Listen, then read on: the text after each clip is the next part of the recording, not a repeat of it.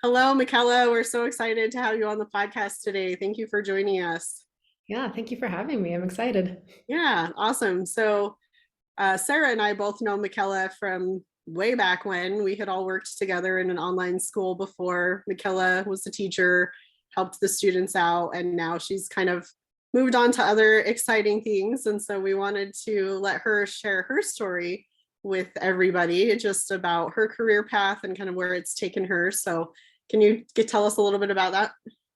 Yeah, wow. So I am a writer, and that term encompasses so many different things for me. It's looked like so many different jobs. But my degree is in English creative writing. And then after college, I got a job at the online school where we worked, kind of coaching kids in writing, tutoring in English, and just a bunch of other subjects. And I did that for about 5 years. And then I accidentally got into freelancing. Like it wasn't something I was looking for. Just a friend of mine that I met through an online business academy asked me for some help with her blog. And then I started meeting more and more clients, a lot of it through her. And then my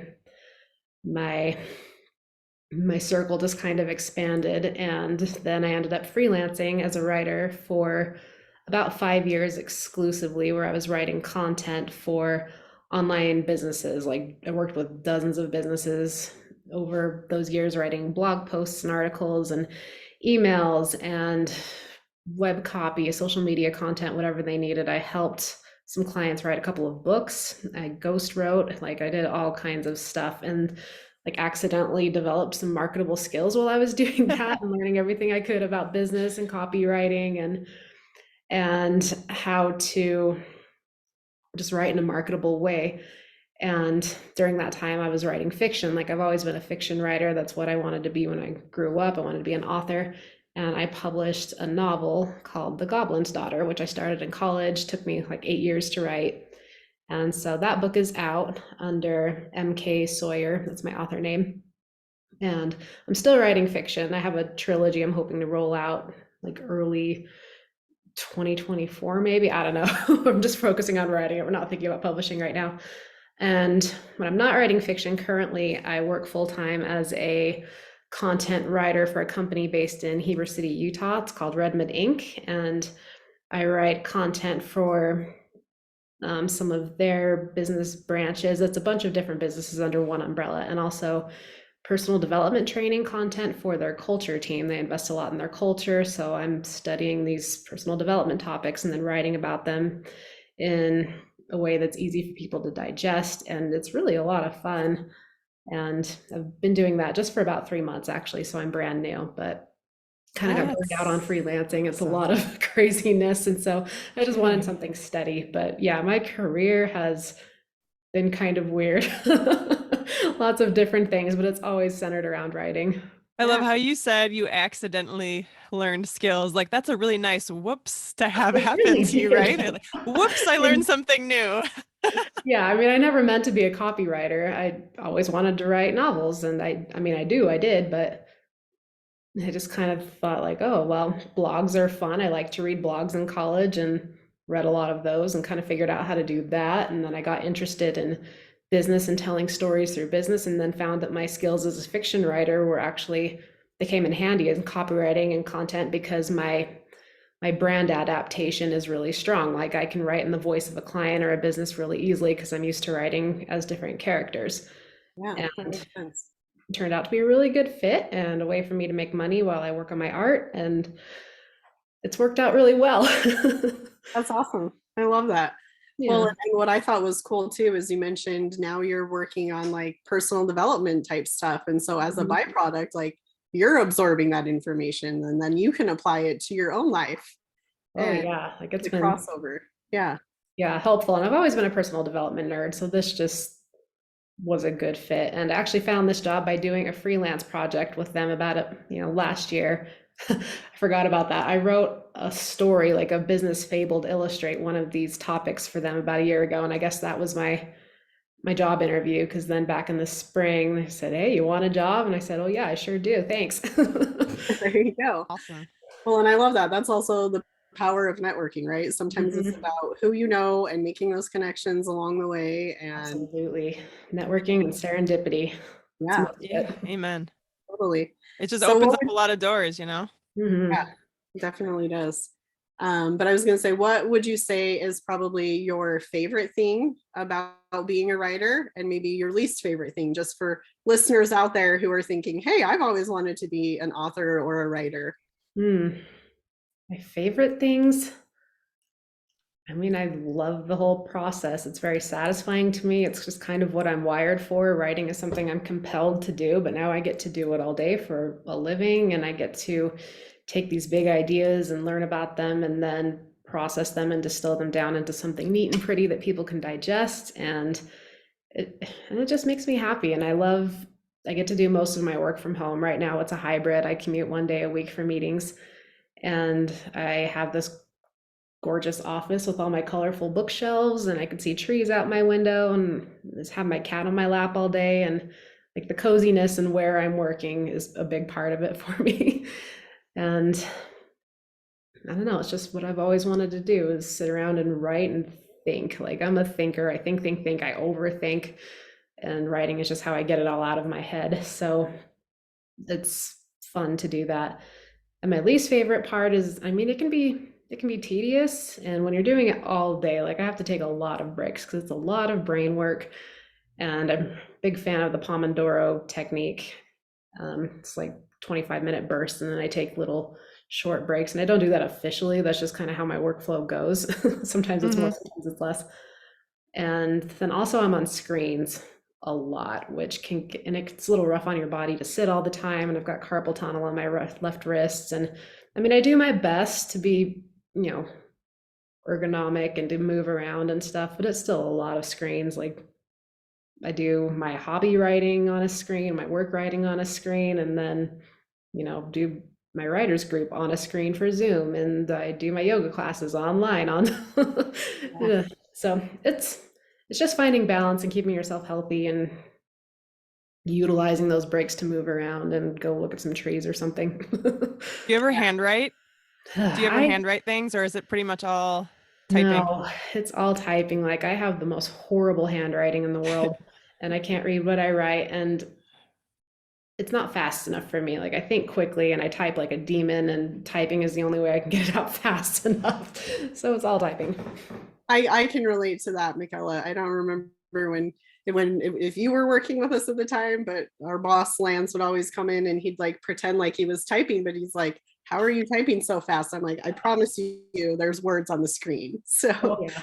I can relate to that because I'm kind of like you, an overthinker, which I Mhm. think probably pertains to 85% of women out there, that we're just overthinkers Oh, by nature.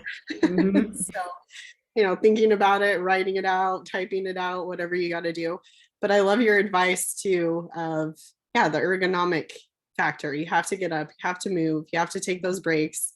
I think as a society, we've been fueled to just think that it's grind, grind, grind, go, go, go, and we forget to take care of ourselves. But that's a huge part of it for sustainability, even if it's something you're passionate about. Because you said, I love writing, I live for this.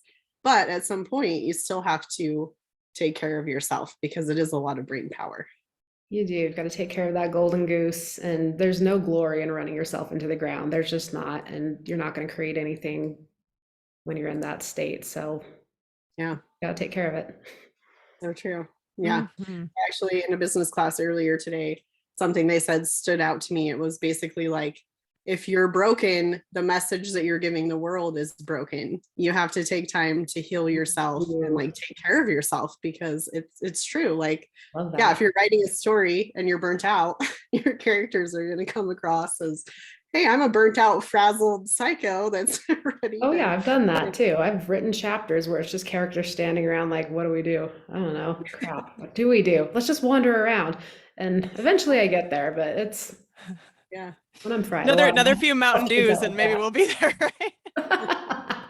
like Another cup of coffee. Oh There you yeah, go. I And go through a lot that's of coffee. also not the solution either, is living on a caffeine What? diet. I'm doing it wrong. What's wrong? I know, I think most of us are, but I try to limit mine so that I can hopefully focus. But Yeah, I well, mean, that's awesome. yeah, I definitely had coffee right before this to perk me up a little bit. Got that afternoon slump going on. Well, yeah, I say that as I have my doctor's Dr. Pepper too. Oh, So like you there said, you go. we all have our vice of our caffeine fuel to get us through the day. Mhm. No, I love hearing about this because it seems like you can kind of have the flexibility to set your own schedule, and you get to Mhm. have these creative projects and sign up for things that you're excited about. And so how with this freelancing and writing and all the things you've been doing, how much would you say your education has played a role in all of that? Education's been everything, and I don't even mean formal school. I mean, that was helpful. Yes, my degree helps, but a lot of it was what came after. Like I took online courses because I was interested in online business, and that's how I met my friend that got me into freelancing. Like if I hadn't taken that course, I wouldn't have gotten into freelancing. I probably wouldn't have gotten into copywriting, which means I wouldn't have had all that experience writing for those businesses, and I probably wouldn't have the job I have now.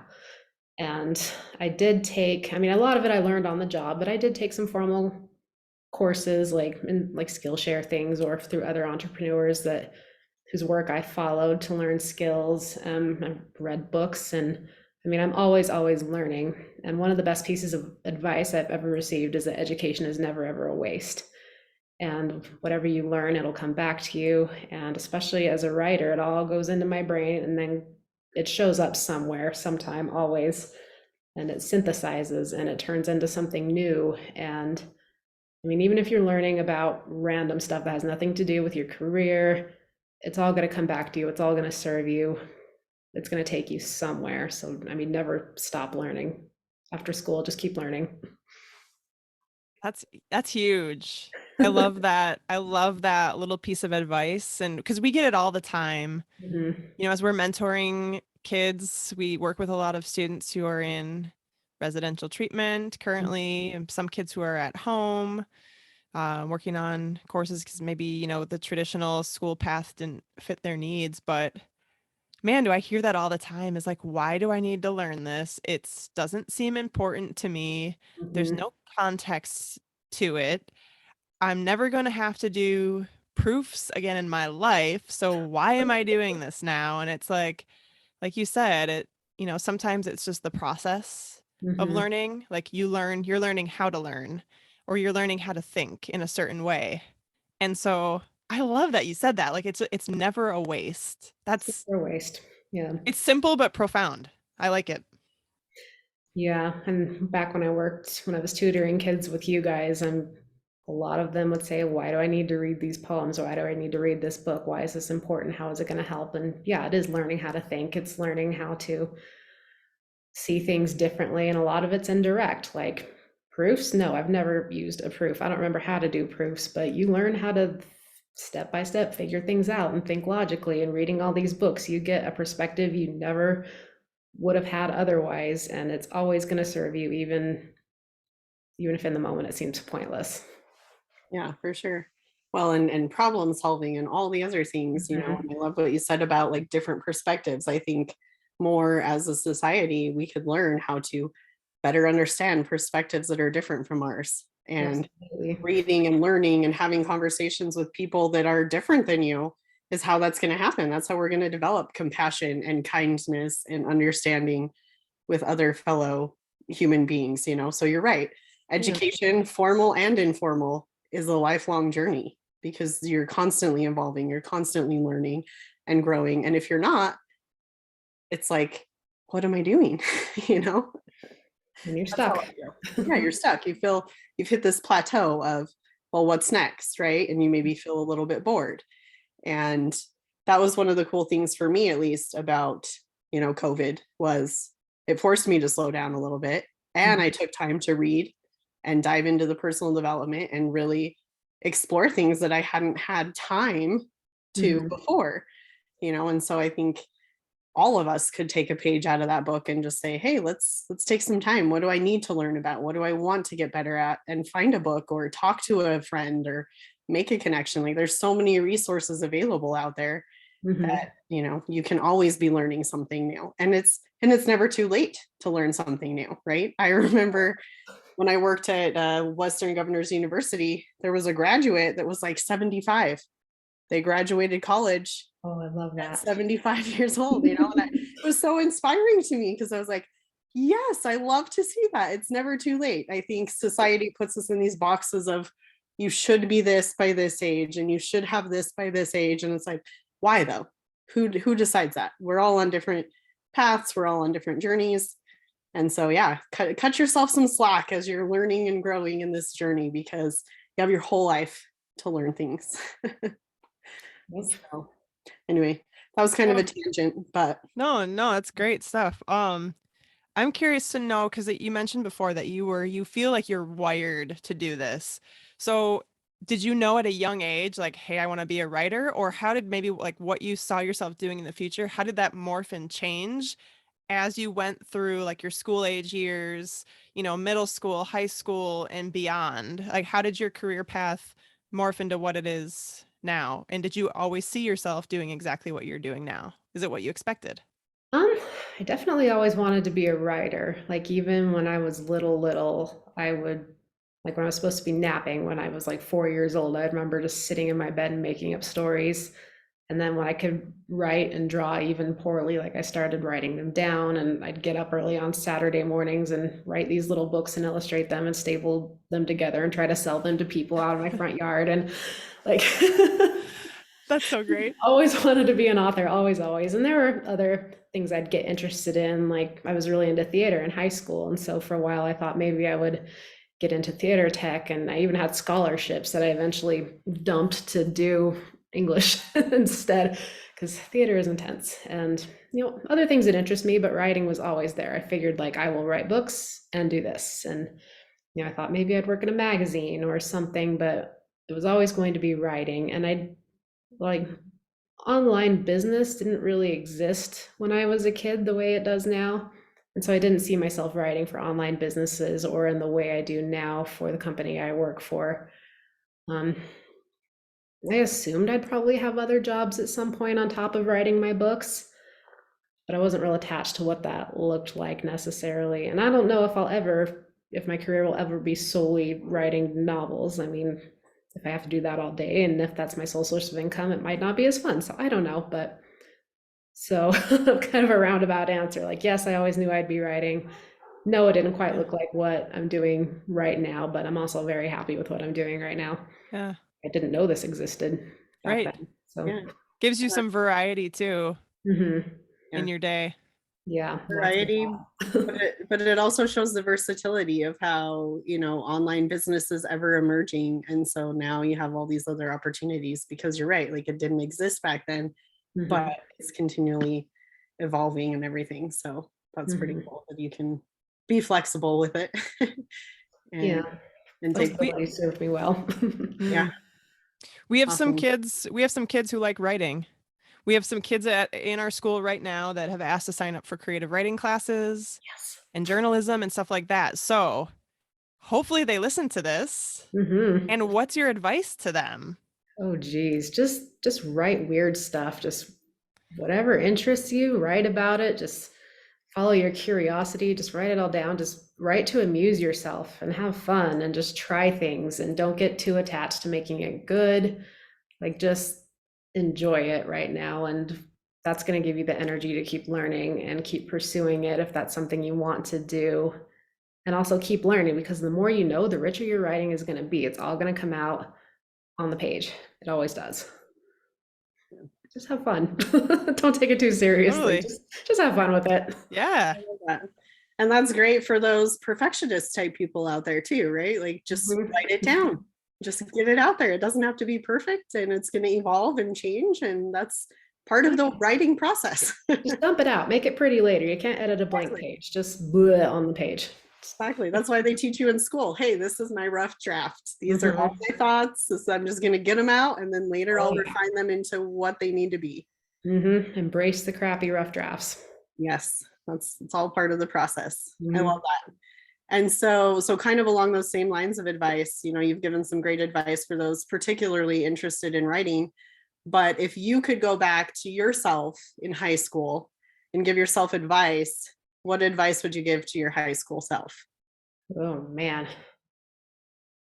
Yeah, in high school I was doing a lot of plays and I was still writing, and I don't know. I think I was kind of awesome in high school because I was just having a good time and doing whatever interested me. And so I might just tell myself, like, keep doing what you're doing, keep following your curiosity. And it's maybe don't stress out as much because a little bit of a stress case sometimes and a little bit of like, oh, I got to get the good grades and yep, maybe biting off more than I can chew and being a bit of a perfectionist. But I just tell myself, like, keep it up. You're doing great.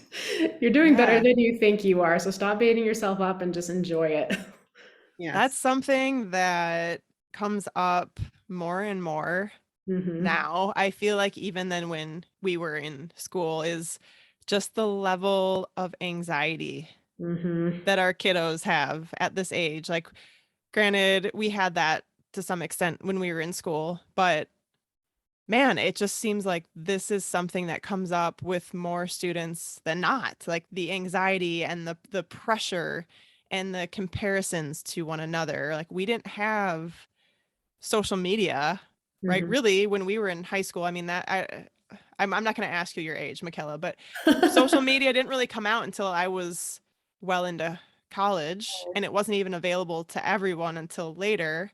Mhm. But man, oh man, like It's the rough. stress, then like the comparisons and everything that's happening now, it's your advice, I think, is huge for kids in school now is you can't see it now, but when you look back at high school, you'll kind of giggle a little bit and think, because now you have perspective to it. That's such a small glimmer in time. Hmm. And it is hard to have that perspective when you're going through it because every problem you have seems so big and so insurmountable, and you're putting so much pressure on yourself. It Just does. that little bit of advice to say, you know what, enjoy this time. Yeah. Work hard, do your best, but enjoy it because you're young and now's the time, right? You know, like Yeah. I this is mean, just a it small sounds time in life. trite, and they've probably heard that advice before, but the thing is, anxiety closes you off to possibility. And when you're putting all that pressure on yourself, like I know it's hard not to do. And everyone's saying, like, oh, you got to figure out what you're going to do with your life right now. And it's a lot of pressure for a teenager. It's a lot for an adult. But it closes you off. And even saying like follow your passion, that can seem like a lot because you're like, I don't know what to do. I don't know what my passion is. I'm 16. I'm just figuring things out. Well, just keep figuring things out. Follow your curiosity, even if it makes no sense. If you're really interested in like the mushrooms in your front yard, go with it. Just look it up, figure out what those are. Maybe don't eat them yet, but just follow whatever Yes. tickles your fancy. Just go Mhm. with it. It will lead somewhere. It's never a waste. Yeah. I love that. And I love how you keep repeating, like, follow your curiosity, because I think that's something that's kind of trained out of us as we enter into adulthood. It's like you said, that pressure of figure it out now, and this is what you have to be. But why? You know, we're evolving as humans. We change. Our interests evolve. We change. So who's to say we're going to want to be this 5 years from now? And it's okay to, like you said, follow that curiosity. Throw the Mhm, spaghetti at the wall, see if it sticks. And if you fail at it, hey, at least you tried. It was something mhm. you were interested in and you learned something from it, right? It'll lead to Accidentally something. along the way, you pick up those skills from Mhm. all the failed adventures. And I think it's time we see failure as opportunities, not that we Yeah, are a failure, part of the because process. yeah, it's part of the process. It's the growth. It's the evolution of who we are as humans. So I love that. I love that that's a, like, it seems like that's a common theme in your life of follow your curiosity, which It I, is, like, it's the only thing that's worked for me. I used to put so much pressure on myself, but if you do that, you will accidentally figure it out. Like, I liked blogs, so I played with online business, accidentally got into it, accidentally learned how to copyright. yeah, Like, I figured it out. I'm still figuring it out, but, like, aren't we all? making big strides. Lifelong learning. It never stops. It never, ever, ever, ever. Lifelong learning. That's why we call it that. Yes. Yeah. Well, and Always. that's the thing. I think we, as a kid, I mean, at least I in high school thought, oh, hey, once I figure out what I'm going to do as a career and I'm making money and I'm in that, like, I've arrived. And I think we Never arrived. sometimes have that mentality of arrival, but it's like, no, because your life goes on. So why wouldn't your learning and understanding and all the things, like, you're never going to arrive at some magical destination because there's always going to be something else to learn. There's going to be another challenge or another opportunity that presents itself. And that's something like I appreciate about the role models in my life. Like my dad, for instance, he every 10 years, it's like he's like, hey, I'm going to learn something big and new. You know, he turned 40, he ran his first marathon. He turned 50, he picked up snowboarding. Oh. And then he turned 60 and he taught himself the guitar. You know, and I love that that's kind of the examples that I have in my life, because then it's like, yeah, like you're never too old to learn something. And if it's something you've been interested in, seize the day and do it. Even if it makes no sense, just go with it. Exactly. Yeah. Yeah. Even if people look at you like, what are you doing? Hey, I'm living life. What are you doing? I'm more fun than you. Yeah, exactly. So that's awesome. Well, McKella, thank you for joining us. Where can people find your book in case they're interested in reading? You said it's called The Goblin's Daughter, right? Goblin's Daughter. Yeah, it's kind of a young adult, new adult, paranormal fantasy novel. If you're into ghost stories, like it's kind of got that vibe. Not a ghost story, but close. It's available on Amazon, and there's also my website, mksawyerBooks.com. But yeah, The Goblin's Daughter by M.K. Sawyer. Awesome. Well, we'll put that in the show notes too, so people can find your website, they can find your book. I've been interested in reading it myself, so I'll probably have to get me a copy. Ooh, But yeah, I will leave a review, right? mm-hmm. But yeah, leave reviews. Authors love it. they do. That's what helps them, right? Gets the word out there for sure. Reviews are gold. Yes, awesome. Well, thanks for sharing with us today, McKella. We really appreciate your time and all of your insight. This has been great. Yeah, thanks. It's so much fun. Thank you. Thanks. Great.